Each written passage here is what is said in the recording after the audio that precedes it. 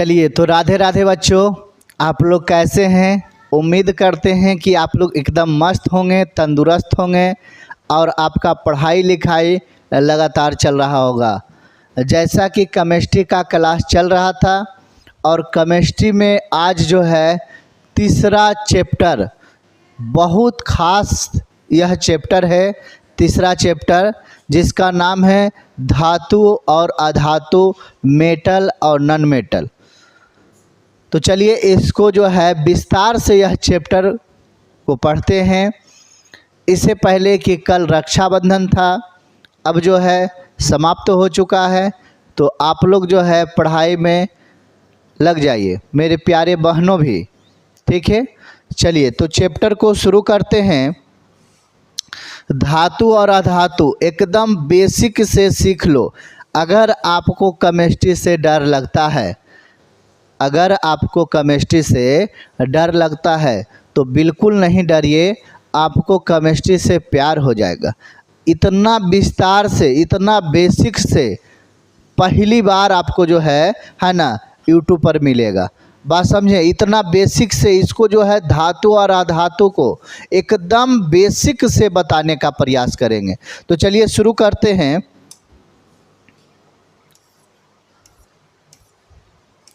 सबसे पहले देखिए चैप्टर 1, चैप्टर 2 दोनों चैप्टर पढ़ा चुके हैं, वीडियो भी अपलोड कर चुके हैं। अगर इसका पीडीएफ लेना चाहते हैं तो आप पीडीएफ भी ले सकते हैं।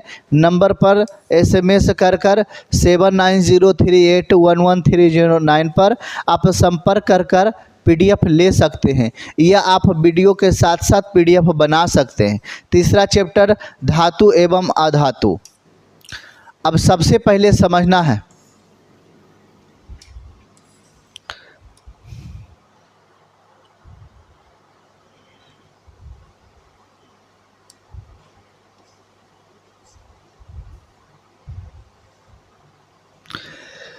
धातु एवं अधातु जो है किसे कहते हैं। धातु एवं अधातु, सबसे पहले धातु मेटल और अधातु नॉन मेटल। अब देखिए धातु किसे कहते हैं, विस्तार से चीज़ों को समझिए। धातु किसे कहते हैं तो कहना है वैसा तत्व जिससे ऊष्मा तथा विद्युत आसानी से प्रवाहित किया जा सके, वैसा तत्व जिससे विद्युत तथा ऊष्मा आसानी से प्रवाहित किया जा सके, जो आघात वर्ध तथा तन्य होते हैं, उसे धातु कहते हैं।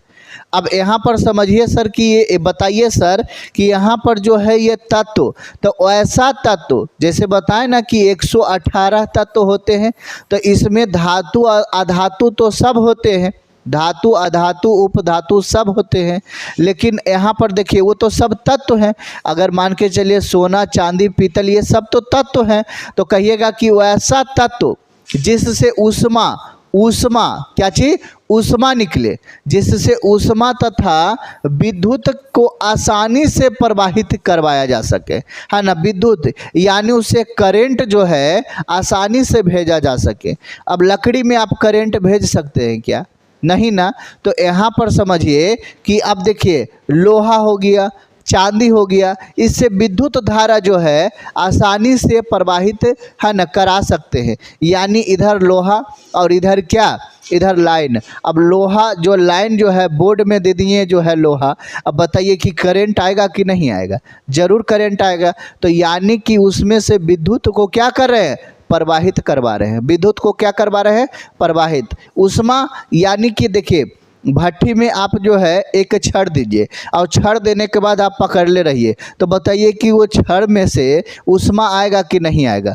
बिल्कुल आएगा। अब वही जो है लकड़ी के साथ करिए, लकड़ी जो है आप भट्ठी में दीजिए और उसका बाद इधर पकड़ ले रहिए, तो बताइए उससे ऊष्मा निकलेगा? हाँ, नहीं निकलेगा, वो धिकेगा, नहीं धिकेगा।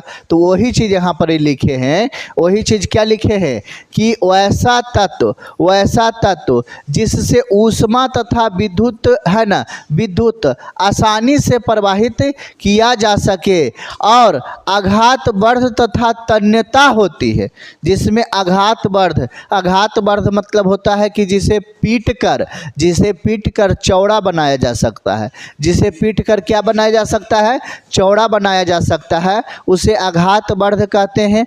और तन्यता का मतलब होता है जिसे खींचकर लंबा तार बनाया जा सकता है, जिसे खींचकर लंबा तार बनाया जा सकता है, उसे क्या कहते हैं, उसे तन्यता कहते हैं। अगर ये सब चीज़ है तो वो धातु है, अगर ये सब चीज़ है तो वो क्या है, धातु है। देखिए, वैसा तत्व जिससे ऊष्मा तथा विद्युत आसानी से प्रवाहित किया जा सके तथा, है ना, और कह सकते हैं जिसमें आघात वर्ध तथा तन्यता होती है, उसे क्या कहते हैं, उसे धातु कहते हैं।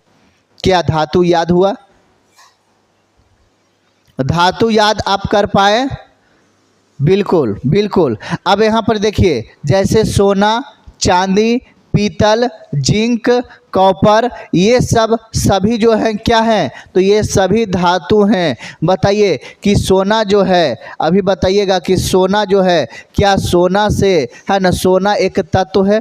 कहिएगा हाँ सर, सोना एक तत्व है। 118 तत्व में सोना भी है, तो सोना तत्व है। क्या इसमें ऊष्मा जो है, ऊष्मा प्रवाहित तो होता है? यस, ऊष्मा भी इसमें है। क्या इसमें जो है विद्युत धारा प्रवाहित किया जा सकता है? यस, इसमें विद्युत धारा भी प्रवाहित किया जा सकता है। क्या इसमें जो है आघात वर्ध, इसमें जो है आघात वर्ध है, आघात वर्ध होता है, यानी सोना को, है ना, पीट कर चौड़ा पट्टी बनाया जा सकता है। हाँ, बनाया जा सकता है ना, क्योंकि मेटल जो होते हैं, जो यहाँ पर जो धातु जो देख रहे हैं, कोई चीज़ हम पहनते हैं, है ना, सोना का अंगूठी पहन लिए या कोई चीज़ पहन लिए, तो उसे कैसे, उसे जो है ना, उसे कैसे बनाते हैं, आघात वर्ध, यानी उसे कूट कर बनाते हैं।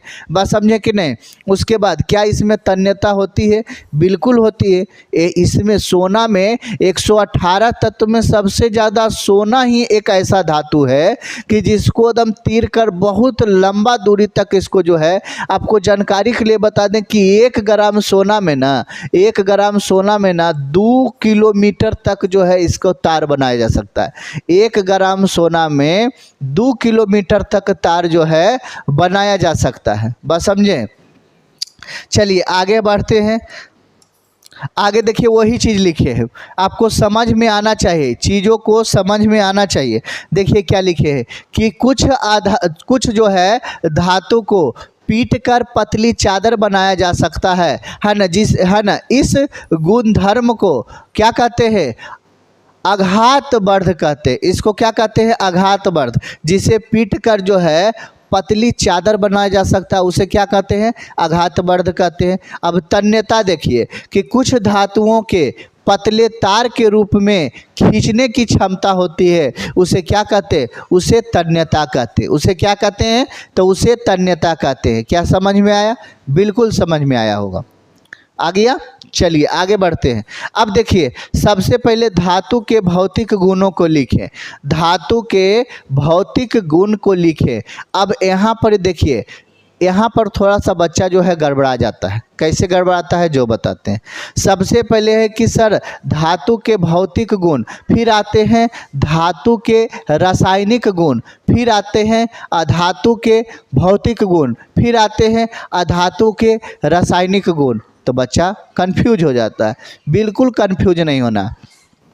पहले आप एक चीज़ समझिए, पहले एक चीज़ समझिए कि भौतिक गुण और रासायनिक गुण, भौतिक गुण और रासायनिक गुण, ये दोनों का मतलब समझिए। जैसे भौतिक गुण हम कहें ना, तो कहिएगा सर भौतिक गुण का मतलब हो गया कि बाहर बाहर किसी चीज़ को बताना। सही बात है। भौतिक गुण का मतलब हो गया कि बाहर बाहर किसी चीज़ को बताना, और रासायनिक गुण हो गया कि आंतरिक चीज़ बताना। बात समझे? अब जैसे कि मान के चलिए कि कहिएगा कि सर जो हैं, कुंदन सर जो हैं, माने इनका जो है भौतिक गुण बताइए। तो कहिएगा कि सर के पास एक नाक है, सर के पास 2 आँखें हैं। बात समझे कि नहीं? सर के पास 2 कानें हैं, है ना, कान है। तो इस प्रकार से जो है आप क्या बता रहे हैं, तो ये जो है भौतिक गुण बता रहे हैं, यानी बाहरी जो है स्ट्रक्चर बता रहे हैं, बाहरी स्ट्रक्चर को बता रहे हैं। समझे?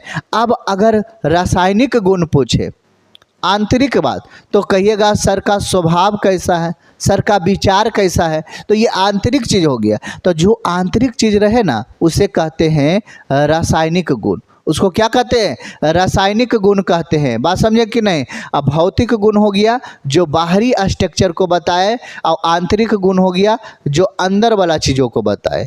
क्या समझ में आया, बाहर वाला चीज़ और अंदर वाला चीज़ क्या समझ में आया। अब देखो आपको सबसे पहले भौतिक गुण में थोड़ा सा ज़्यादा समझ में आएगा, जो कि रासायनिक गुण थोड़ा सा कम समझ में आएगा, लेकिन आपको पूरा डिटेल्स जो है बताने का प्रयास करेंगे कि आप समझिए जाइए। बात समझे कि नहीं। एकदम धीरे धीरे क्लास चलेगा, आपको समझा के ही छोड़ेंगे। बात समझे। तो चलिए सबसे पहले देखिए, पहला नंबर जो है कि धातुओं के भौतिक गुण निम्नलिखित होते हैं। धातुओं के भौतिक गुण निम्नलिखित होते हैं। अब निम्नलिखित का मतलब हो गया कि जो एक से ज़्यादा रहता है उसे निम्नलिखित कहते हैं। और गुण का मतलब हो गया कि किसी में क्वालिटी गुण रहता है ना, कि जैसे मेरे में गुण है कि हम अच्छा समझाते हैं, मेरे में गुण है कि मैं अच्छा है ना, हम अच्छा बोलते हैं। तो यानी कि यही सब तो गुण है। अब इसमें गुण खोजिएगा तो इसका गुण क्या है, यह काला है। बात समझे कि नहीं, काला है, यह मोटा है। ऐसा समझिएगा कि कलम का अगर गुण कहिएगा तो ये काला है, ये मोटा है, ये कॉपी में नहीं चलता है, यही सब तो इसका गुण है। बात समझे कि नहीं। तो गुण वाला जो है ना, गुण भी समझ गए। अब बताइए कि धातु में जो है, धातु में गुण समझ रहे हैं, धातु में गुण समझ रहे हैं भौतिक के आधार पर। ठीक है, चलिए तो देखिए कह रहा है कि धातुओं में चमक पाई जाती है। पहला नंबर समझे कि धातुओं में चमक पाई जाती है। अगर कोई पूछ दिया कि चमक किस में पाई जाती है तो कहिएगा धातु में। तो यानी कि आप समझ गए, धातु का परिभाषा आप समझ गए कि धातुओं में सर चमक पाई जाती है। अब चमक देखिए, अब चमक आपको दिखाने का प्रयास करते हैं तो कहिएगा सर एल्युमिनियम। क्या कहिएगा, कहिएगा कि सर एल्युमिनियम। एल, एल से क्या होता है, एल से एल्युमिनियम होता है। कहिएगा एल्युमिनियम का रंग सफ़ेद होता है। एल्युमिनियम का रंग कैसा होता है, सफ़ेद होता है। क्या सर एल्युमिनियम जो है धातु है तो क्या ये चमकता है, बिल्कुल चमकता है। देखिए देखिए आपको दिखा रहे हैं, देखिए ये एल्युमिनियम है, क्या इसमें चमक है, क्या इसमें चमक है, कहिएगा यस चमक है। तो ये चमक है तो ये क्या है, धातु है। जिसमें चमक है वो क्या है, धातु है। ठीक है, अब आगे बढ़ता है। ठीक है, आगे बढ़ने का प्रयास करते हैं। यहाँ पर दूसरा एग्जाम्पल करा एजी। एजी माने क्या हो गया, सिल्वर। सिल्वर यानी चांदी, सिल्वर यानी क्या हो गया, चांदी। एजी सिल्वर यानी चांदी, इसका रंग भी सफ़ेद होता है। बताइए कि ये सब जो देख रहे हैं क्या इसमें चमक है कि नहीं, बताइए आप, इसमें चमक है कि नहीं। कहिएगा सर इसमें चमक है। तो चमक है तो धातु हुआ ना, चमक है तो धातु हुआ। क्या बातों को समझ रहे हैं, बिल्कुल एकदम समझा देंगे। ये चैप्टर जो है ना एकदम समझा के छोड़ेंगे, गारंटी लेते हैं यह चैप्टर को समझाना। ठीक है, चलिए आगे बढ़ते हैं, आगे बढ़ते हैं। अगला है कि एयू। एयू माने होता है सोना। एयू माने क्या होता है, एयू माने होता है सोना। तो सोना का रंग क्या होता है, पीला होता है। सोना का रंग क्या होता है, पीला होता है।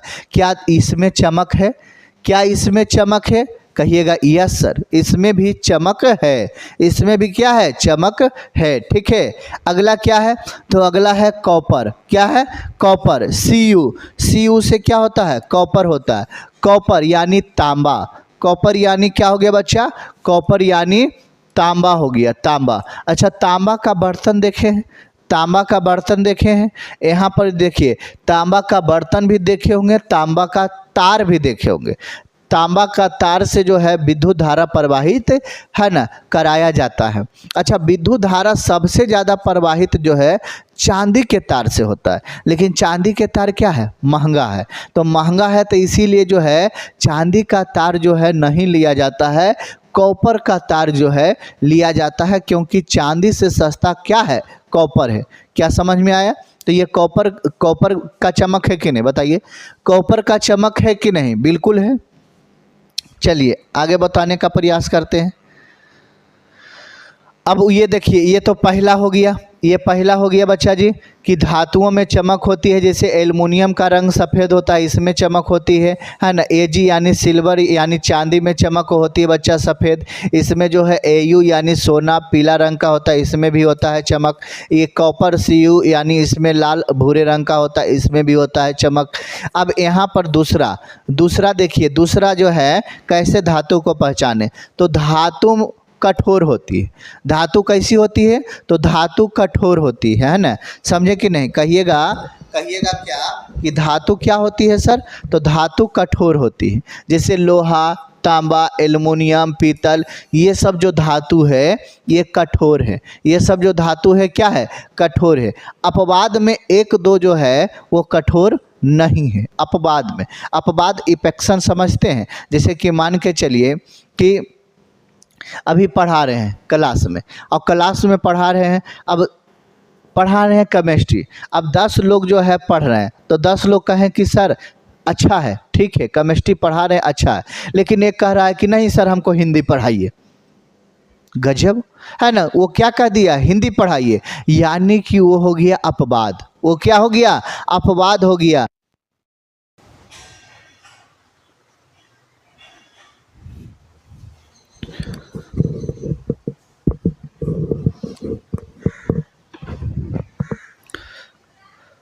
हाँ, तो उसमें क्या हो गया, अपवाद हो गया। ठीक है, क्या बताया, अपवाद हो गया। अब देखिए, अब धातु में जो होते हैं आघात वर्ध होती है। अभी बताएं कि धातु में क्या होती है, तो आघात वर्ध होती है, जिसे पीट कर जो है चौड़ा पट्टी बनाया जा सकता है। जिसे पीट कर चौड़ा पट्टी बनाया जा सकता है उसे क्या कहते हैं, कि धातुओं में आघात वर्ध होती है। देखिए यहाँ पर लिखे हैं कि कुछ धातुओं को पीटकर पतली चादर बनाया जा सकता है, उसे क्या कहते हैं, आघात वर्ध कहते हैं। धातुओं में बनाया जा सकता है, अधातुओं में नहीं।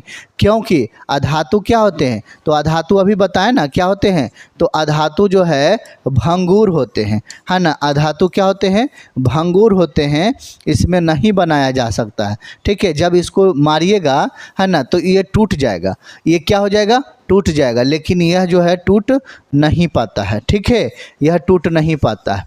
अगला देखिए, अगला क्या कह रहा है कि धातुओं में तन्यता का गुण पाया जाता है। धातुओं में तन्यता का गुण पाया जाता है। धातु को एकदम खींच के तार बना सकते हैं। धातुओं को खींचकर क्या बना सकते हैं, तार बना सकते हैं। धातुओं में तन्यता पाई जाती है। अब कहिएगा कि धातुओं में उपस्थित ऐसे गुण जिसके कारण उसे खींचकर तार बनाया जा सकता है। जैसे अभी बताएं कि 1 ग्राम सोना लीजिए, उसमें 2 किलोमीटर तक खींचा जा सकता है, और 2 किलोमीटर तक जो है खींचकर तार बनाया जा सकता है। बताइए, सबसे ज़्यादा 118 तत्व में सबसे ज़्यादा जो है धातु सोना ही है, जो कि सबसे ज़्यादा इसमें तन्यता पाए जाते हैं, सबसे ज़्यादा तन्यता। ठीक है, क्योंकि सोना धातु में सबसे ज़्यादा क्या पाया जाता है, तन्यता। 1 ग्राम सोना में, यहाँ तो देखने में बड़ा लग रहा होगा 1 ग्राम, लेकिन 1 ग्राम इतना बड़ा होता नहीं है। ठीक है, तो 1 ग्राम सोना में आप क्या करिएगा, बहुत ज़्यादा जो है 2 किलोमीटर तक इसका जो है ना तार बनाया जा सकता है। ठीक है, समझे बातों को। चलिए, लेकिन अपवाद है। देखिए अपवाद, इपेक्शन, अपवाद तो आपको बिल्कुल समझ में आ ही रहा होगा, अपवाद।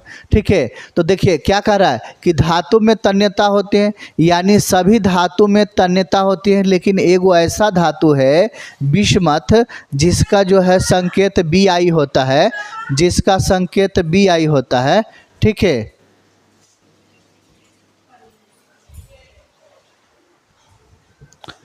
जिसका संकेत क्या होता है, तो जिसका संकेत Bi होता है।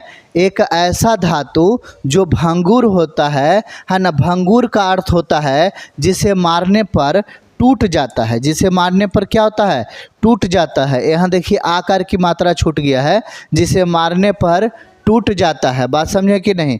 तो यहाँ पर आप क्या कहिएगा, यहाँ कहिएगा कि अपवाद में है। अपवाद में ये एक ऐसा धातु है बिस्मथ जिसको मारने से जो है टूट जाता है, यानी बिस्मथ में तन्यता नहीं होती है। तो अगर आपसे कोई पूछे कि ऐसा धातु के नाम बताइए जिसमें तन्यता नहीं पाई जाती है, ऐसा धातु के नाम बताइए जिसमें तन्यता नहीं पाई जाती है, आप डायरेक्ट कहिएगा बिस्मथ, जिसका संकेत बी आई होता है, इसमें तन्यता नहीं पाई जाती है। समझ गए? चलिए आगे बढ़ें।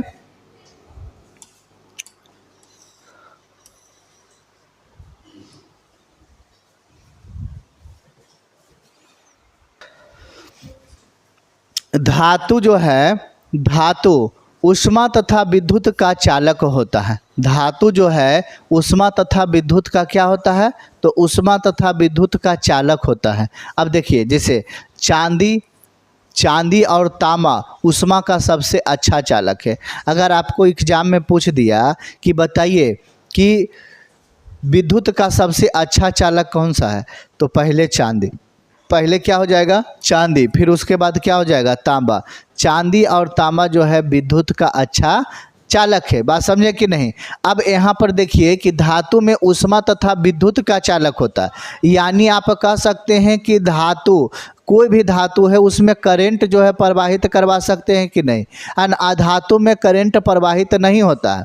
एक जो है ना, एक ग्रेफाइट में ही होता है, जो कि अधातु रहते हुए भी करंट को प्रवाहित करवाया जा सकता है, लेकिन वो तो अपवाद है। लेकिन धातु में क्या कहिएगा? तो धातु में कहिएगा कि अगर चांदी, यहाँ पर कोई भी धातु लीजिए, उसमें क्या विद्युत को प्रवाहित करवा सकते हैं, विद्युत को आर पार करवा सकते हैं, तो कहिएगा बस एक बोर्ड में जो है लोहा दे दीजिए और एक इधर रखिए। वो बोर्ड में जो लोहा दिए हैं, बताइए कि लोहा में करंट आएगा कि नहीं आएगा?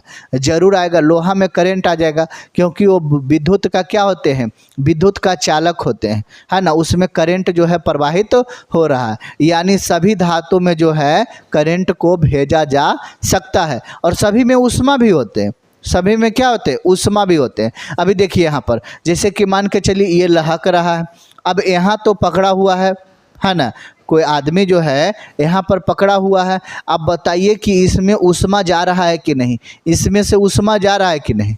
बिल्कुल जा रहा होगा। अब लकड़ी लीजिए, भट्ठी में लकड़ी को दीजिए, अब भट्ठी में लकड़ी को दीजिएगा तो क्या उसमें ऊष्मा जाएगा?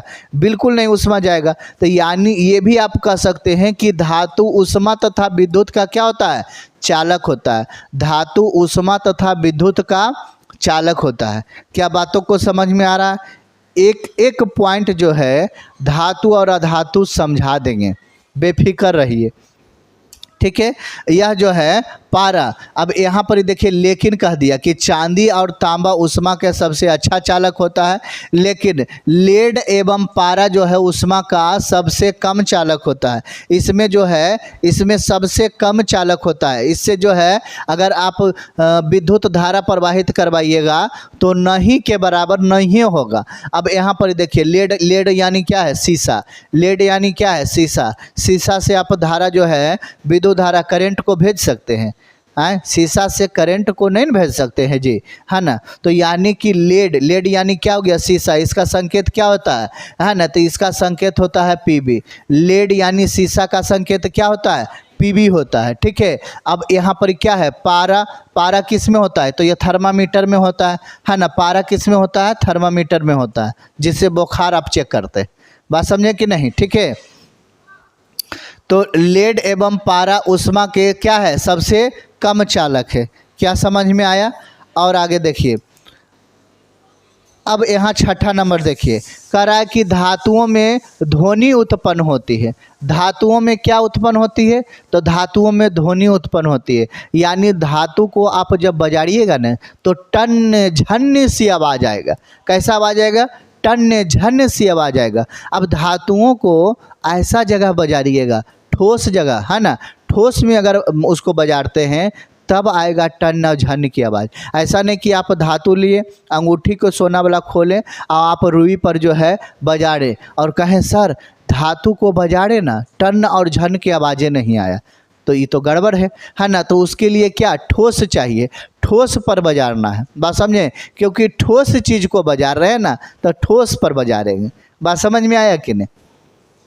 तो देखिए क्या यह है ना, क्या कहिएगा कि यह जो है वैसा गुण है जब धातु कठोर सतह से, देखिए बताए ना कौन सतह से, कठोर सतह से, कठोर फरस, बात समझे कि नहीं, है ना। कठोर सतह से टकराता है तो ध्वनि उत्पन्न होता है। क्या उत्पन्न होता है, ध्वनि उत्पन्न होता है, क्योंकि इसमें स्वतंत्र इलेक्ट्रॉन पाए जाते हैं। इसमें क्या पाए जाते हैं, स्वतंत्र इलेक्ट्रॉन पाए जाते हैं। इसी के कारण जो है, इसी के कारण ध्वनि उत्पन्न होती है। इसी के कारण क्या उत्पन्न होती है, ध्वनि उत्पन्न होती है, क्योंकि इसमें स्वतंत्र इलेक्ट्रॉन पाए जाते हैं। क्या समझ में आया। चलिए आगे बढ़े। अगला है कि धातुओं में गलनांक भी होते हैं। धातुओं में क्या होते हैं, तो धातुओं में गलनांक भी होते हैं। अब धातु को गला भी सकते हैं उच्च ताप पर। धातु में गलनांक होते हैं लेकिन उच्च ताप पर। अब उच्च ताप क्या है सर, तो आप क्या सोचिएगा कि एगो जो है सोना का जो है, मान के चलिए अंगूठी खोलें और माचिस का काटी जलाएं और उसको जो है गला सकते हैं, नहीं गला सकते। उसके लिए उच्च टेम्परेचर चाहिए, उच्च तापमान चाहिए, तब वो गलेगा। बात समझ में आया कि नहीं। ठीक है, मोमबत्ती कैसे आप पिघला देते हैं, तो मोमबत्ती को जरा सा काटी मारिएगा वो पिघल जाएगा, उसको कम तापमान की ज़रूरत है। बात समझे कि नहीं। ठीक है, लेकिन यहाँ पर देखिए धातुओं के गलनांक उच्च होते हैं। धातुओं के गलनांक क्या होते हैं, उच्च होते हैं। जैसे आप लिथियम ले लीजिए, आप लिथियम ले लीजिए, आप सोडियम ले लीजिए, इसका गलनांक 98 डिग्री सेल्सियस तापमान पर है, 98 डिग्री सेल्सियस। कोई धातु ऐसा होता है ना, कोई धातु ऐसा होता है जिसको हाथ पर रखने से पिघल जाता है। अब कहिएगा सर हाथ पर रखने से कैसे पिघलता है, तो बताइए मानव का बॉडी टेम्परेचर जो है ये 37 डिग्री सेल्सियस है, 37 डिग्री सेल्सियस। गैलीलियम और सीजियम जो है इसका 37 डिग्री से कम है। तो बताइए कि वो हाथ पर रखेंगे तो पिघल जाएगा कि नहीं, बिल्कुल पिघलेगा। बात समझे कि नहीं। अब यहाँ पर समझिए कि लिथियम जो है, लिथियम और सोडियम का गलनांक कितना है, तो 98 डिग्री सेल्सियस तापमान है, यानी कि उच्च ताप पर है। क्या है, उच्च ताप पर है। और वो भी देखिए पोटेशियम का गलनांक जो है 64 डिग्री सेल्सियस पर है। पोटेशियम का गलनांक जो है वो 64 डिग्री सेल्सियस पर है। और समझिए कि गैलीलियम का गलनांक जो है 29 दशमलव कितना है, 76 डिग्री सेल्सियस है। यानी मानव का शरीर जो है 37 डिग्री टेम्परेचर पर है। मानव का जो है ना शरीर का टेम्परेचर 37 डिग्री टेम्परेचर है, लेकिन यहाँ पर देखिए 37 डिग्री से कम है कि नहीं, बिल्कुल कम है। सीजियम का गलनांक जो है, सीजियम का गलनांक 28.4 डिग्री सेल्सियस पर होता है। सीजियम का गलनांक जो है 28.4 डिग्री सेल्सियस पर होता है। बात समझे कि नहीं। ठीक है, तो बताइए 28.4 डिग्री और 29 पॉइंट कितना है, 76 डिग्री, ये सब 37 डिग्री से कम है। इसीलिए हाथ पर रखते हैं ना, तो हाथ पर रखने से क्या होता है, ये पिघल जाता है, क्योंकि हम लोग का जो है टेम्परेचर इससे ज़्यादा है, इसीलिए पिघल जाता है। ठीक है, सीजियम का कभी भूलिएगा नहीं, है ना। इसलिए नहीं भूलिएगा क्योंकि ये सब अपवाद में है। ठीक है, अपवाद में है। ठीक है, यानी कि है ना, कह सकते हैं कि इसका गलनांक उच्च होता है तो इसका गलनांक पूरा निम्न होता है। तो याद रखिएगा कि निम्न किसका होता है, तो दो गो का होता है। तो सीजियम का याद रखिएगा CS, कभी हो सकता है यही वाला दे दे, बात समझे, CS ही दे दे। उसके बाद गैलीलियम का क्या है, तो गैलीलियम का Ga। अब कभी एग्जाम में पूछ देगा कि दो ऐसा धातु का नाम बताइए जिसका गलनांक निम्न होता है ना, या दो ऐसा धातु के नाम बताइए जो हथेली पर रखने से पिघल जाता है। तो बताइए कि दो बताइएगा, तो यही ना बताइएगा कि CS और Ga। बात समझा कि नहीं। ठीक है, चलिए आगे बताते हैं।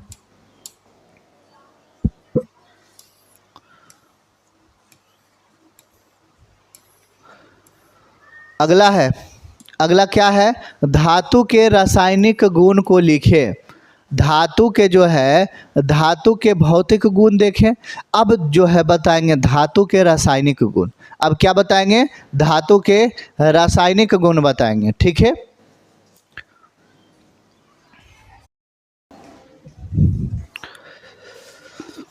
तो धातु के रासायनिक गुण को लिखें, यानी कि यहाँ पर बताइएगा कि धातुओं के रासायनिक गुण क्या होते हैं? निम्नलिखित होते हैं। धातुओं के रासायनिक गुण निम्नलिखित होते हैं। अब निम्नलिखित का मतलब कि एक से अधिक हो गया। निम्नलिखित का मतलब क्या? एक से अधिक हो गया। देखिए, धातु के बाह्यतम कक्षा में 1 या 2 या 3 इलेक्ट्रॉन होते हैं। धातु के बाह्यतम कक्षा में 1, 2 या 3 इलेक्ट्रॉन होते हैं। अब यहाँ से देखिए, सबसे पहले सोडियम की बात किया जाए तो इसके बाह्यतम कक्षा में 1 इलेक्ट्रॉन होते हैं। अब यहाँ पर समझिए कि कैसे एक होते हैं, बताते हैं। एक होता है कैसे, जो बताते हैं। सबसे पहले क्या करिएगा कि सोडियम यानी Na जिसका परमाणु संख्या कितना होता है? तो कहिएगा कि परमाणु संख्या जिसका होता है 11 होता है ना। सोडियम के परमाणु संख्या कितना होता है? 11 होता है, ठीक है।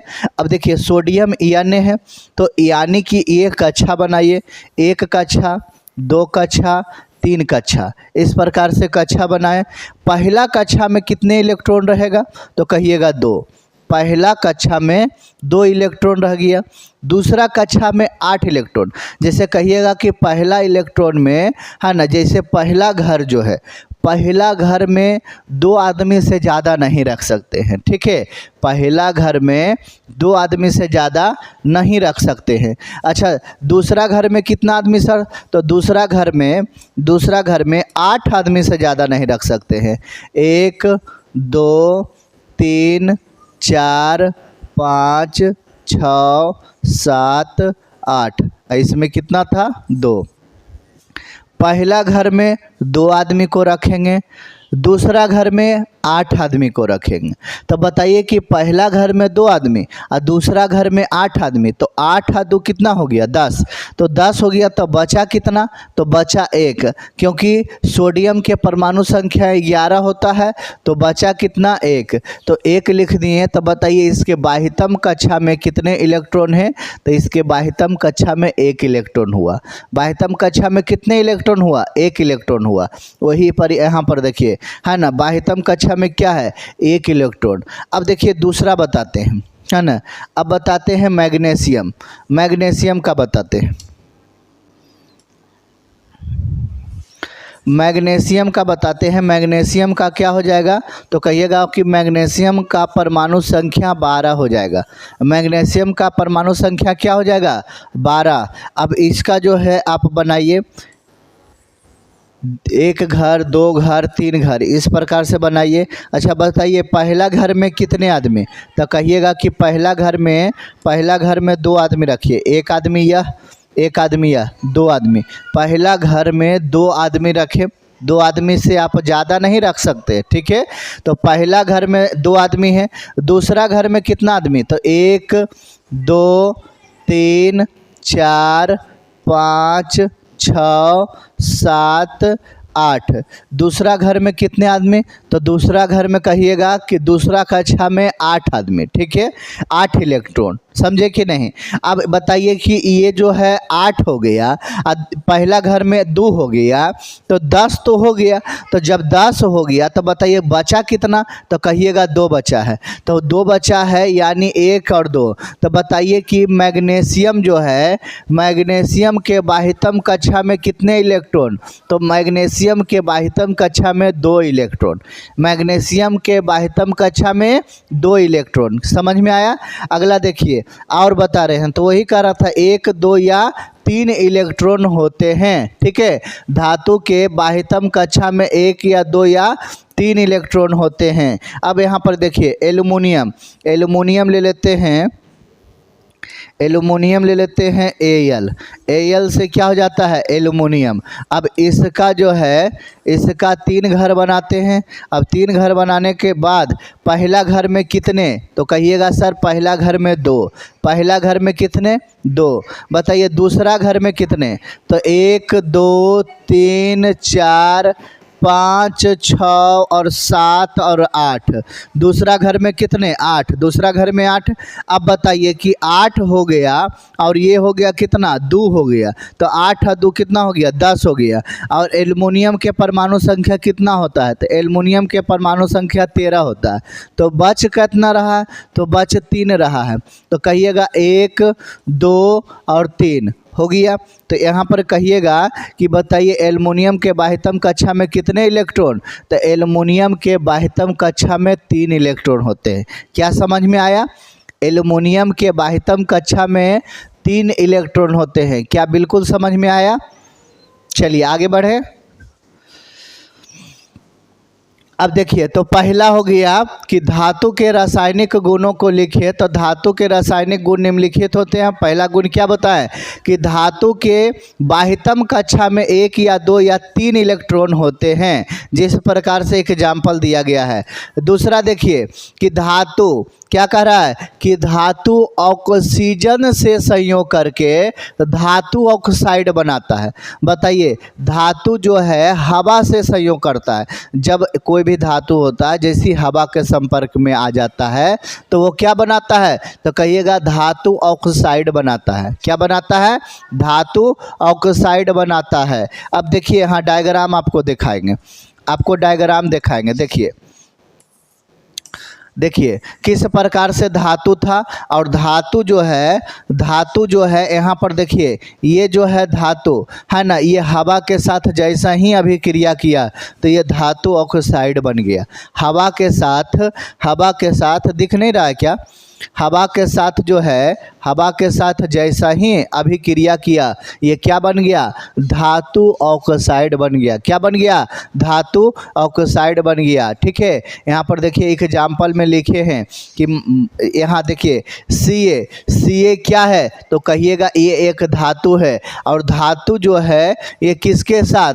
तो O2 क्या है? हवा, ऑक्सीजन के साथ जो है संयोग किया तो ये क्या बन गया? है ना, धातु ऑक्साइड बन गया। क्या बन गया? धातु ऑक्साइड बन गया। क्लियर हुआ? चलिए आगे बढ़ते हैं। तो दूसरा अंतर भी समझे। तीसरा अंतर देखिए क्या कह रहा है ना, अगर धातु जो है हवा के साथ अभिक्रिया कर रहा था तो धातु ऑक्साइड बना रहा था, लेकिन धातु जल के साथ अभिक्रिया करेगा तो क्या बनेगा? धातु जल के साथ अभिक्रिया करेगा तो ये धातु हाइड्रो ऑक्साइड बनाएगा। धातु क्या बनाएगा? धातु हाइड्रो ऑक्साइड बनाएगा। ठीक है ना, हाइड्रो ऑक्साइड बनाएगा। देखिए यहाँ पर धातु N ले लिए, सोडियम को जल के साथ N2O है ना, H2O जल के साथ जो है जब अभिक्रिया कराएं तो ये क्या बन गया? NaOH यानी सोडियम हाइड्रो ऑक्साइड बन गया। सोडियम हाइड्रो ऑक्साइड बन गया। क्या समझ में आया बात? बिल्कुल। आगे देखिए 4 नंबर में क्या कह रहा है? 4 नंबर में कह रहा है कि हाइड्रोजन से अधिक क्रियाशील धातु अम्ल से अभिक्रिया कर लवण बनाते हैं। देखिए हाइड्रोजन से अधिक क्रियाशील, जो भी हाइड्रोजन से अधिक क्रियाशील है ना, अधिक क्रियाशील हम बताए थे, कम क्रियाशील धातु बताए थे। ठीक है, ये सब बताया गया है पहला वीडियो में। तो आप जो है ना, हाइड्रोजन से अधिक क्रियाशील धातु जो होते हैं वो अम्ल से अभिक्रिया कर लवण यानी नमक, साल्ट बनाते हैं। है ना, नमक यानी साल्ट बनाते हैं, लवण बनाते हैं। और हाइड्रोजन गैस जो होता है ये मुक्त होता है। हाइड्रोजन गैस जो होता है वो क्या होता है? मुक्त होता है। तो वही चीज़ यहाँ पर कह रहे थे कि हाइड्रोजन जो है ना, यानी कह सकते हैं, यहाँ देखिए सोडियम जो है क्या? सोडियम जो है HCl हाइड्रोक्लोरिक अम्ल के साथ अभिक्रिया जैसा ही किया तो ये क्या बना दिया? तो कहिएगा ये बना दिया है क्या? तो यहाँ पर अधिक क्रियाशील धातु अम्ल से अभिक्रिया कर देता है तो क्या बना देता है? लवण बना देता है। क्या बना देता है? लवण यानी NaCl साल्ट बनाता है। क्या बनाता है? साल्ट बनाता है। और उसके साथ मुक्त क्या हो रहा है? तो कहिएगा उसके साथ हाइड्रोजन भी मुक्त हो रहा है। हाइड्रोजन भी उसके साथ क्या हो रहा है? मुक्त हो रहा है। क्या समझ में आया? बिल्कुल समझ में आएगा, बिल्कुल। चलिए आगे बढ़े। अगला यहाँ पर देखिए क्या कर रहा है कि कुछ धातु ज़्यादा क्रियाशील होने के कारण हवा में आग पकड़ लेता है। ठीक है न, कुछ धातु ऐसे होते हैं जिनको हवा में दीजिएगा ना तो आग पकड़ लेंगे। बात समझे, हवा से आग पकड़ ले। माचिस मारने का कोई ज़रूरी नहीं है, माचिस मारने का कोई ज़रूरत नहीं है, हवा में क्या आग पकड़ लेते हैं। तो कुछ धातु जो है ज़्यादा क्रियाशील होने के कारण हवा में आग पकड़ लेती है। ठीक है, इसीलिए इन्हें जो है केरोसिन तेल में डुबोकर रखा जाता है। अब कौन कौन सा धातु है, तो लिथियम है, पोटेशियम है और सोडियम है। देखिए ये सब जो है ना, ये सब एक ऐसा धातु है जो आप हवा में क्या, एक ऐसा धातु है जो हवा में रखिएगा तो ये आग पकड़ लेगा। हवा में रखिएगा तो क्या पकड़ लेगा, आग पकड़ लेगा। बात समझे कि नहीं। अब यहाँ पर देखिए सोडियम हो गया, लिथियम हो गया, पोटेशियम हो गया। सोडियम, लिथियम, पोटेशियम ये सब को केरोसिन तेल में डुबोकर रखा जाता है। केरोसिन तेल में जैसा ही ये सब को हवा में रखेगा ये विस्फोट कर जाएगा, यानी आग पकड़ लेगा। बात समझे। अब एक चीज़ हमको समझ में आ जाया कि जब छोटा बच्चा थे तो गांव में जादूगर आते हैं। अब गांव में जादूगर आया था तो क्या हुआ कि वो थोड़ा सा नेवारी लिए और नेवारी लेने के पवाल और लेने के बाद जो है क्या किए कि वो कुछ निकाले होंगे, सोडियम निकाले होंगे, नहीं तो लिथियम निकाले होंगे, नहीं तो पोटेशियम निकाले होंगे। यही तीनों में से कुछ निकाले होंगे डिब्बा से। और उसके बाद कहे बिना माचिस जलाए जो है यह नेवारी जो है, पवाल जो है उसको जला देंगे, उसको लहका देंगे। अब सभी लोग टेंशन में, सभी लोग क्या है, चिंता में है, टेंशन में है कि ये कैसे लहका पाएगा, बिना माचिस के कैसे लहकाएगा। अब वह जो है या तीनों में से एक होगा, वहाँ पर दिए और देने के बाद क्या आग पकड़ लिया। सभी लोग एकदम खुशी से ताली मारने लगे और 1 किलो घर से चावल जो है ला कर दिए। बात समझे कि नहीं। तो यानी जो है वो क्या था, वो सोडियम था, लिथियम या पोटेशियम में से कोई एक होगा जो कि वो केरोसिन तेल से जैसा ही निकाला वो हवा से अभिक्रिया किया तो आग पकड़ लिया। बात समझे कि नहीं। तो एग्जाम में पूछा जाता है कि 3 ऐसे धातु के नाम बताइए जो हवा के साथ जो है अभिक्रिया कर लेता है। तो बताइएगा पोटेशियम, लिथियम और क्या बताइएगा, सोडियम। ठीक है, चलिए आगे बताएं। क्या समझ में आ रहा है, समझ में आ रहा है जी, बिल्कुल।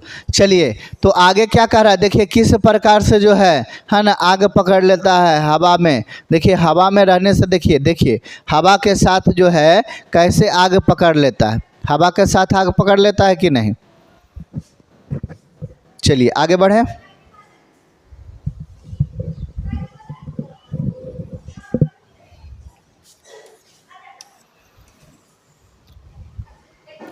अब देखिए, अब तो यहाँ पर हो गया धातु वाला, जितने भी काम था हो गया।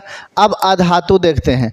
धातु में आपको बताएं कि भौतिक के आधार पर अलग गुण होते हैं, रासायनिक के आधार पर अलग गुण होते हैं। कितना बच्चा जो नहीं पढ़ता है ना, एग्जाम में जैसा ही गया चिट्टा फाड़ कर ले गया। अब वहाँ पर पूछ रहा है क्या कि धातु और अधातु में अंतर लिखें भौतिक के आधार पर। तो वो बच्चा के अगर मान कर चलिए रासायनिक का जो है धातु अधातु में अंतर है, वो क्या किया, जल्दी सा लिख दिया, है ना, जल्दी सा लिख दिया। अब उसको जो है नंबर कटा तो कह रहा है कि जो है हमने लिखा था, अब चैलेंज करेंगे, हमने लिखा था, नंबर ही कम दिया। बात समझे। पूछ रहा था कौची बता रहे हैं कौची, तो नंबर तो कम देवे नहीं करेगा। बात समझे कि नहीं। जो पूछेगा वो नहीं बता रहे हैं तो बताइए नंबर तो कम देगा। अब पूछ रहा था क्या, भौतिक गुण पूछ रहा था और आप जो है रासायनिक गुण लगा ले हैं, तो बताइए नंबर देगा, बिल्कुल नहीं देगा। अब देखिए धातु किसे, अधातु किसे कहते हैं, अधातु किसे कहते हैं, समझ में आया। अब देखिए धातु वाला ही डिफिनेशन, जैसे धातु क्या बताए थे कि वैसा तत्व जिसमें जो है, वैसा तत्व जिसमें ऊष्मा तथा विद्युत का क्या होता है ना, कुचालक होता है, सुचालक होता है। विद्युत और ऊष्मा का क्या होता है? सुचालक होता है, जिसमें आघात वर्ध तथा तन्यता होती है, उसे क्या कहते हैं? धातु कहते हैं। लेकिन अब थोड़ा सा इसमें न लगा के जोड़ते हैं। देखिए, कह रहे हैं कि वैसा तत्व जिसमें ऊष्मा तथा विद्युत प्रवाहित ना हो, वैसा तत्व जिसमें ऊष्मा तथा विद्युत प्रवाहित ना हो, आघात वर्ध तथा तन्यता भी ना हो, जिसमें आघात वर्ध तथा तन्यता भी ना हो। आघात वर्ध मतलब बताए हैं कि आघात वर्ध उसको कहते हैं जो पीट कर चौड़ा पट्टी बनाया जाता है, आघात वर्ध उसको कहते हैं। जिसमें तन्यता हो, तन्यता कहने का मतलब है कि जिसमें खिंचाव हो, है ना, तो ये अधातु में खिंचाव नहीं होता है, ठीक है। ये लेकिन भंगुर हो, भंगुर यानी जो टूट जाए, मारने पर जो टूट जाए, भंगुर हो, उसे ही क्या कहते हैं? तो उसे ही अधातु कहते हैं। उसे ही क्या कहते हैं? अधातु कहते हैं। हीलियम, हीलियम, कार्बन, कार्बन यानी क्या? कोयला, कार्बन यानी क्या है? कोयला। ब्रोमीन, ऑक्सीजन, हाइड्रोजन इत्यादि, ये सब जो है ऐसे भी जानते हैं कि जो भी जो है ऑक्सीजन हो गया, और ये गैसीय अवस्था में, गैसीय अवस्था में सभी अधातु होते हैं। गैसीय अवस्था में सब क्या होता है? अधातु होता है, ठीक है। चलिए आगे बताते हैं। यहाँ तक क्लियर? अब देखिए, अधातु जो है, अधातु का भौतिक गुण बताइए। अधातु का क्या बताइए? अधातु का भौतिक गुण बताइए, कहिएगा। अधातु के भौतिक गुण निम्नलिखित है। अधातु के भौतिक गुण क्या है? तो अधातु के भौतिक गुण निम्नलिखित है। अब देखिए, सबसे पहला गुण देखते हैं। सबसे पहला गुण क्या है? अधातु में चमक नहीं होती है। पहला गुण, अधातु में क्या नहीं होती है? तो अधातु में चमक नहीं होती है। लेकिन अपवाद, इफेक्शन में कुछ होता है। माने अपवाद में एक ले लीजिए कि सर आयोडीन में तो चमक होती है, तो अपवाद में होती है ना। ऐसे कहिएगा कि अधातु में चमक नहीं होती है। अधातु कभी चमक ही नहीं सकता है, उसमें चमकीला चीज है ये नहीं है। बात समझे कि नहीं? लेकिन एगो ब्रोमीन जो है, अपवाद में ब्रोमीन कह रहे हैं, अपवाद में जो आयोडीन है, तो आयोडीन क्या है? अधातु। अच्छा, आयोडीन अधातु है तो हीरा भी तो हुआ अधातु, है ना। हीरा भी तो चमकीला है, बात समझे। हीरा भी चमकीला है तो यह भी क्या है? अधातु है। तो यानी दो है, एक नमक और एक हीरा जो है, ये क्या है? चमकीला है, लेकिन उसके बाद भी अधातु है। चमकीला है, उसके बाद भी क्या है? अधातु है। क्योंकि धातु कहता है कि जो चमकदार है वह धातु होते हैं। जो चमकदार है वो क्या है? धातु होते हैं। लेकिन ये दोनों चमकदार भी है तो अधातु है। बताइए, समझ में आया? बिल्कुल, पहला अंतर समझ में आया। दूसरा, अधातु भंगुर होती है। अधातु क्या होती है? भंगुर होती है, जिसको मारने पर टूट जाता है। जिसको मारने पर क्या होता है? टूट जाता है। तो कहिएगा अधातु भंगुर होती है, ठीक है। उसके बाद क्या कर रहा है? अधातु जो है, अधातु विद्युत एवं ऊष्मा का कुचालक होता है। कुचालक मतलब यहाँ पर अगर आप पकड़िएगा ना, यहाँ पकड़िएगा तो इसमें जो है ऊष्मा प्रवाहित नहीं होगा। इसमें ऊष्मा प्रवाहित नहीं होगा। क्या यहाँ पर पकड़ेंगे तो हम गर्म हो जाएगा हाथ? बिल्कुल हाथ गर्म नहीं होगा। यानी इसमें ऊष्मा जो है प्रवाहित नहीं हो रहा है, तो उसको कहते हैं कुचालक। कुचालक माने नहीं हो रहा है, और सुचालक माने हो रहा है। बात समझे? कुचालक माने नहीं हो रहा है और सुचालक माने हो रहा है, तो इसमें ऊष्मा प्रवाहित नहीं होगा, तो विद्युत का कुचालक होता है, ठीक है। अब देखिए, यह भी एक कुचालक है। जैसे आप देखे होंगे ट्रांसफार्मर के पास जो है, देखे होंगे यह वाला चीनी मिट्टी का जो बना हुआ रहता है। अब इसमें क्या देखे हैं कि अगर मान के चलो यहाँ पर हम एक रड दे दिए और तार को हमको ऐसे सीमाने ऐसे तार को ला रहे हैं और इधर से घुमाना है तार को, तो बताइए ये लोहा में सटेगा तो यहाँ पर चिंगारी उत्पन्न होगा। तो यहाँ पर ही क्या दे दें, तो यही वाला जो है चीज़ दिया जाता है, ताकि इससे लाइन जो है वो साइड से तार जो है ये साइड से वो साइड लाने में मदद करता है और इसमें जो है विद्युत जो है नहीं आता है, इसमें करंट नहीं आता है। तो करंट नहीं आता है तो यानी है ना पास आराम से होता है, कोई दिक्कत नहीं। तो कहीं कहीं ये सर्किट लगाया जाता है। बात समझ में आया? चलिए आगे बढ़ते हैं। अगला देखिए क्या कर रहा है। अगला कर रहा है कि अधातु ठोस एवं गैस दोनों अवस्था में होती है। यानी अधातु जो होता है ना वो ठोस होता है। अधातु क्या होता है? ठोस होता है और गैस होता है। गैसीय अवस्था में और ठोस अवस्था में दोनों होती है। द्रव अवस्था में बिल्कुल नहीं होती है। द्रव अवस्था में अधातु नहीं होती है, लेकिन इसमें भी इफेक्शन अपवाद है।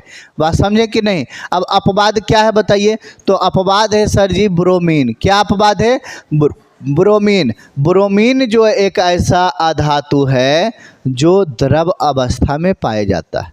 ब्रोमीन एक ऐसा धातु है जो द्रव अवस्था में पाया जाता है। अब बताइए कि अगर पूछ दिया कि ऐसा धातु के नाम बताइए जो ब्रोमीन अवस्था में, ऐसा धातु के नाम बताइए जो द्रव अवस्था में पाया जाता है। जो द्रव अवस्था में पाया जाता है क्या बताइएगा?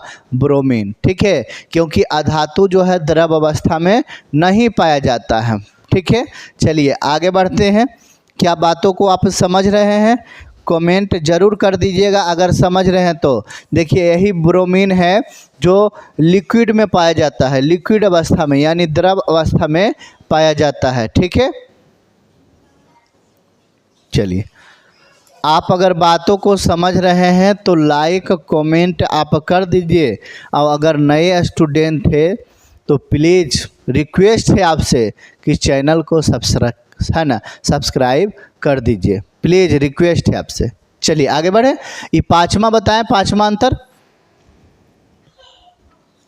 पाँचवा अंतर देखिए क्या कर रहा है। अधातु का गलनांक एवं क्वथनांक निम्न होता है। निम्न यानी कम होता है ना। अधातु का गलनांक, अधातु जो है गलते हैं वो कम ताप पर गल जाते हैं। बात समझे कि नहीं? और उसका क्वथनांक भी जो होता है वो कम ही ताप पर होता है। तो कहिएगा कि अधातु का गलनांक एवं क्वथनांक निम्न होता है यानी कम होता है। तो ये पांच अंतर था जो कि अधातु का भौतिक गुण था, जो बाहरी वातावरण को बताया है ना।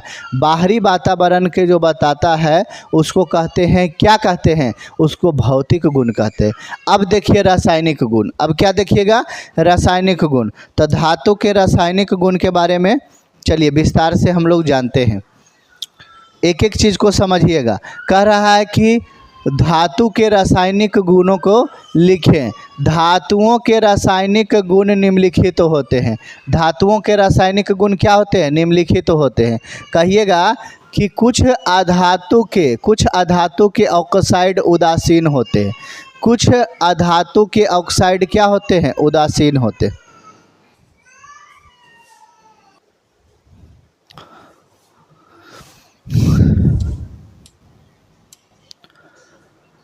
अधातुओं के रासायनिक गुण निम्नलिखित होते हैं। कहना है कि कुछ अधातु के ऑक्साइड उदासीन होते हैं। कुछ अधातु के ऑक्साइड क्या होते हैं? उदासीन होते हैं। जैसे जल का पीएच मान कितना होता है? तो कहिएगा कि जल का पीएच मान 7 होता है। जल का पीएच मान कितना होता है? 7 होता है। तो यानी कुछ अधातु के ऑक्साइड क्या होते हैं? उदासीन होते हैं। क्या आपको समझ में आया? क्या आपको यह बात जो है समझ में आया? बताइए। कुछ अधातु के ऑक्साइड उदासीन होते हैं, लेकिन कुछ अधातु के ऑक्साइड अम्लीय होते हैं। कुछ अधातु के ऑक्साइड क्या होते हैं? अम्लीय होते हैं। बात समझ में आया? यहाँ पर कह रहे हैं अधातु कभी भी जल से अभिक्रिया नहीं करता है। अधातु जो है, अधातु कभी भी जल से अभिक्रिया नहीं करता है। तो यह 3 अंतर आपको बताएं। पहला क्या है कि कुछ अधातु के ऑक्साइड उदासीन होते हैं।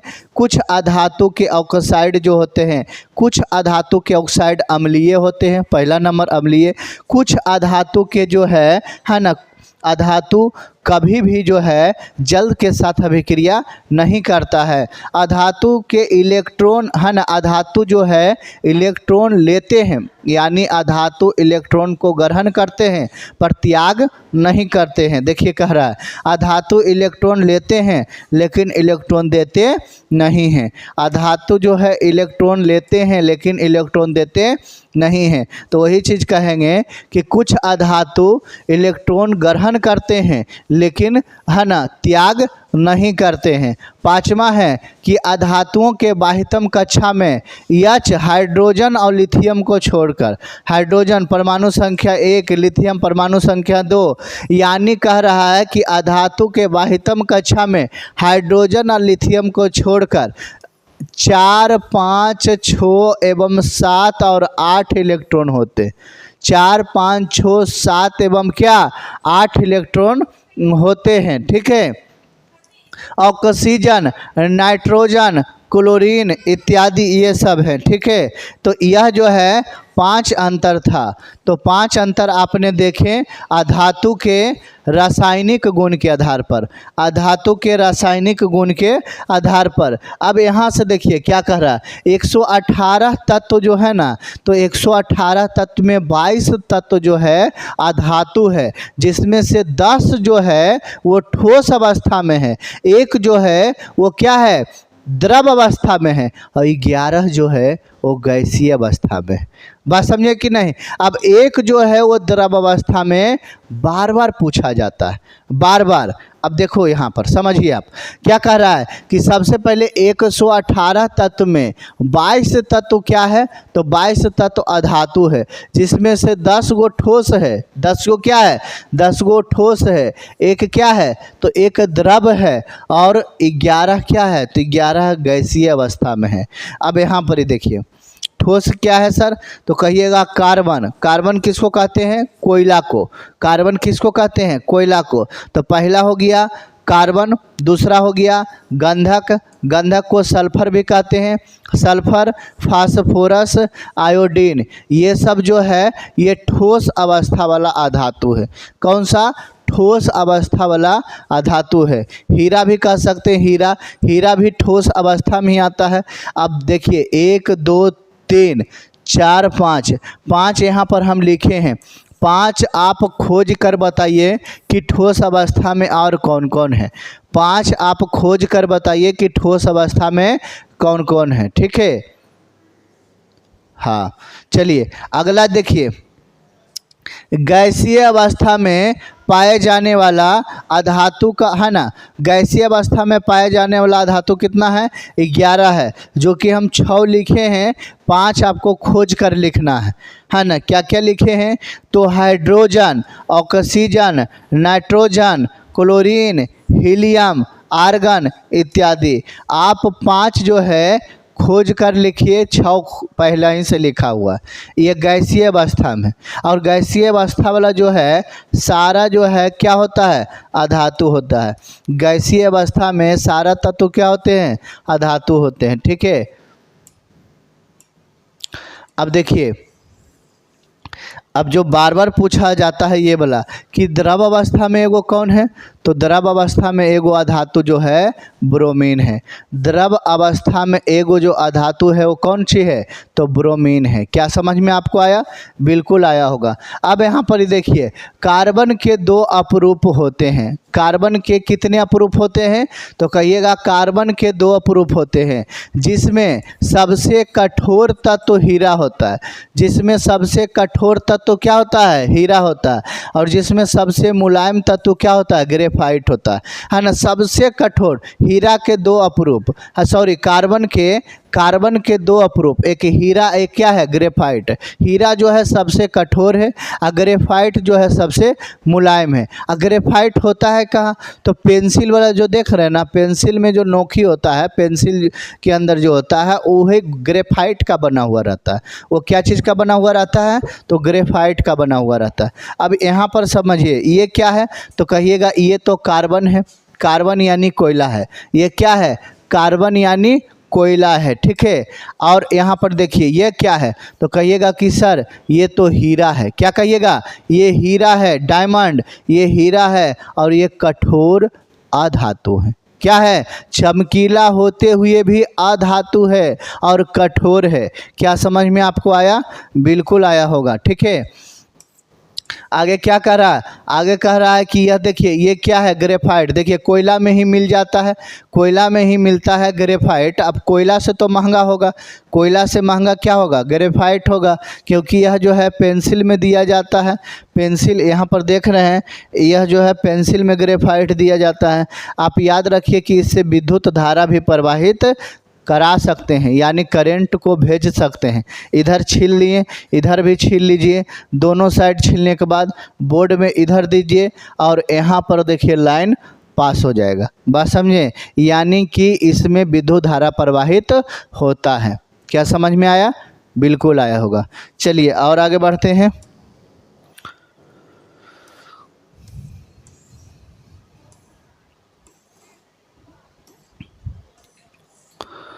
अब यहाँ पर देखिए क्या कह रहा है कि धातु और अधातु में अंतर लिखें। धातु और अधातु में क्या लिखें, अंतर लिखें। भौतिक गुण के आधार पर, है ना, यानी भौतिक के गुण के आधार पर जो है धातु और अधातु में अंतर लिखें। फिर आपको बताएंगे रासायनिक गुण के आधार पर। क्या बताएंगे, रासायनिक गुण के आधार पर। तो जल्दी जल्दी आप बता सकते हैं इसको। पहला क्या बता सकते हैं, भौतिक के आधार पर क्या बता सकते हैं, बताइए। कहिएगा कि सर धातु में चमक होती है लेकिन अधातु में चमक नहीं होती है। लेकिन अपवाद में जो है ना, आयोडीन यानी नमक है, अपवाद में जो है हीरा है, ये सब अधातु होते हुए भी चमक है। लेकिन मेन है ना सर कि धातु में क्या होती है, तो धातु में चमक होती है। धातु में क्या होती है, चमक होती है, अधातु में चमक नहीं होती है। क्या आप बातों को समझे, एक समझ गए, बहुत अच्छा। धातु में चमक होती है, अधातु में चमक नहीं होती है। अपवाद में नमक और हीरा है, ठीक है। और कहिएगा अधातु में आघात वर्ध तथा तन्यता होती है। आप इसको एक एक करके भी लिख सकते हैं कि धातु में आघात वर्ध होती है, अधातु में आघात वर्ध नहीं होती है, ये भी लिख सकते हैं। तो बताइए धातु में आघात वर्ध तथा तन्यता होती है और अधातु क्या होते हैं, तो अधातु भंगुर होते हैं। अधातु क्या होते हैं, भंगुर होते हैं, यानी इसको मारेंगे तो क्या टूट जाएगा, इसको मारेंगे तो क्या टूट जाएगा। लेकिन क्या धातु को मारेंगे तो टूटेगा नहीं, ये जो है आघात वर्ध यानी कि मारेंगे तो चौड़ा पट्टी की तरह बन जाएगा। बस समझे। और तन्यता होती है यानी इसको खींचकर तार भी बनाया जा सकता है। बात समझ में आया कि नहीं, ठीक है।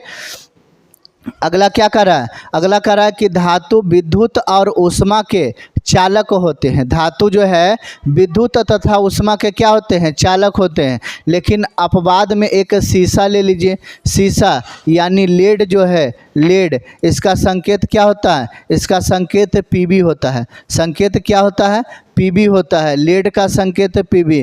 तो कहिएगा कि धातु विद्युत और ऊष्मा का चालक होते हैं लेकिन एगो शीशा को छोड़कर, शीशा के छोड़कर, ठीक है। अगला जो है, अगला क्या कहिएगा कि धातु विद्युत और ऊष्मा के कुचालक होते हैं। अधातु जो होते हैं विद्युत और ऊष्मा के कुचालक होते हैं, यानी इससे जो है लाइन प्रवाहित नहीं किया जा सकता है।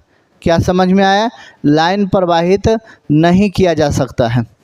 अगला जो है, अगला आप क्या कहिएगा, अगला कहिएगा कि धातु का गलनांक एवं क्वथनांक उच्च होते हैं। ये उच्च ताप पर जो है गलता है और पिघलता है उच्च ताप पर। तो कहिएगा कि धातु का गलनांक एवं क्वथनांक उच्च होते हैं लेकिन अधातु का गलनांक एवं क्वथनांक क्या होता है, निम्न होता है। निम्न माने कम होता है। क्या समझ में आया।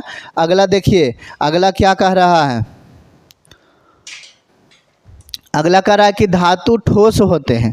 धातु क्या होते हैं, ठोस होते हैं, लेकिन एगो पारा के छोड़कर, पारा यानी मरकरी के छोड़कर, ठीक है। जो थर्मामीटर में भी पारा दिया जाता है, तो मरकरी को छोड़कर जो है ना, धातु क्या होते हैं, ठोस होते हैं। ये अपवाद में, इफेक्शन में जो है अपवाद में ये पारा है, ठीक है। और कहता अधातु ठोस एवं गैस दोनों होते हैं। यानी अधातु ठोस एवं गैस दोनों होते हैं, लेकिन एगो जो है द्रव अवस्था में होते हैं। बताइएगा द्रव अवस्था में कौन होते हैं? ब्रोमीन। क्या होते हैं?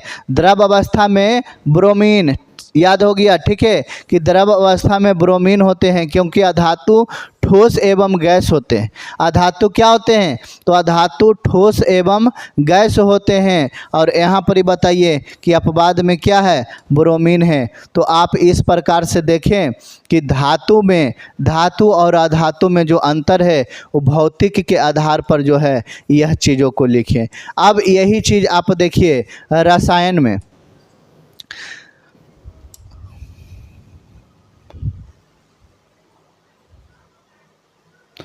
तो आप लिखिएगा कि धातु और अधातु में अंतर रासायनिक गुणों के आधार पर। क्या लिखिएगा? रासायनिक गुणों के आधार पर। अब बताइए कि एग्जाम में आएगा रासायनिक गुण और लिख देंगे भौतिक गुण, तो नंबर देगा? बिल्कुल नहीं नंबर देगा। लोल समझेगा। क्या समझेगा एग्जामिनर? कि लोल है। बात समझे? जो कॉपी चेक करेगा। अब देखिए सबसे पहले, अब यहाँ पर धातु और अधातु में देखिए क्या कह रहा है, यह विद्युत धनात्मक होती है।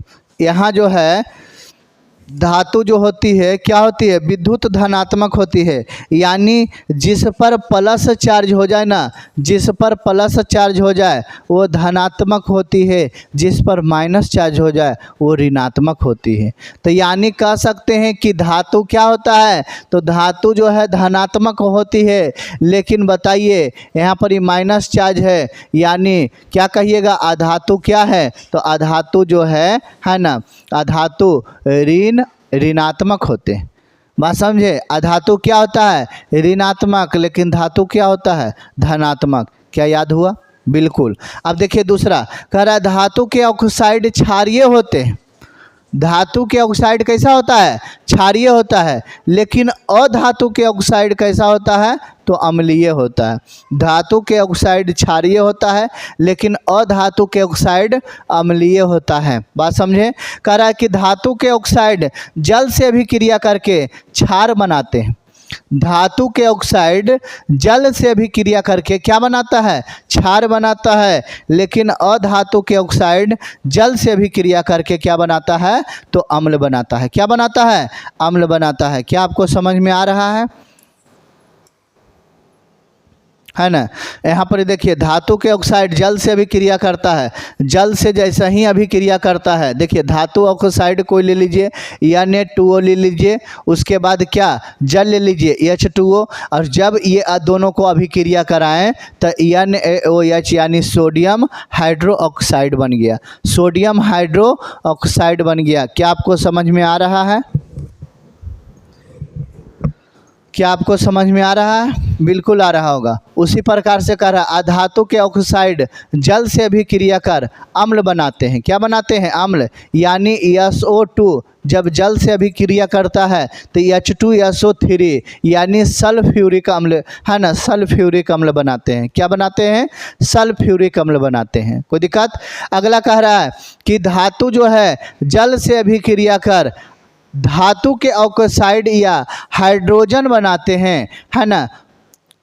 क्या? हाइड्रो ऑक्साइड बनाते हैं। सॉरी, कह रहा है कि धातु जो है जल से अभिक्रिया करता है ना। जब वो पानी से अभिक्रिया करता है, ठीक न, तो धातु के ऑक्साइड या हाइड्रो ऑक्साइड बनाता है ना, यानी हाइड्रो ऑक्साइड बनाता है। देखिए Fe जो है, Fe और क्या है H2O, ये दोनों जब अभिक्रिया कर लिया तो क्या बना दिया? Fe3OH है ना, O4 और प्लस इसमें क्या? हाइड्रोजन भी मुक्त हो रही है। बात समझे कि नहीं?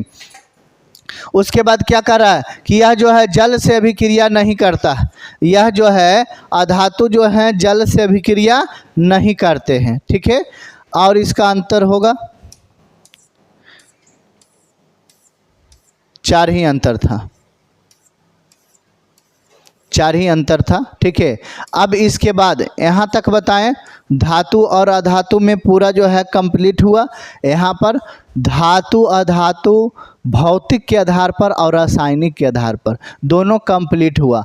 अंतर प्लस गुण अंतर प्लस क्या हो गया गुण। एक वीडियो में इतना कराएं। अब इसके नेक्स्ट वीडियो में इसका जो है अगला पार्ट आएगा, बात समझे कि नहीं। पार्ट 2 में और फिर विस्तार से बताने का प्रयास करेंगे। अब यह वीडियो जो है आपको कैसा लगा एक कमेंट और लाइक कर ज़रूर बताइए। पीडीएफ के लिए वही नंबर 7903811309 पर आप संपर्क कर पीडीएफ जो है ले सकते हैं, बात समझे। और कैसा लगा लाइक ज़रूर करिएगा, आपके लाइक करने से उत्साह बढ़ता है। और अगर नए विद्यार्थी हैं तो चैनल को सब्सक्राइब कर लीजिएगा, आपसे रिक्वेस्ट है। चलिए मिलते हैं अगले वीडियो में। जय हिंद, जय भारत।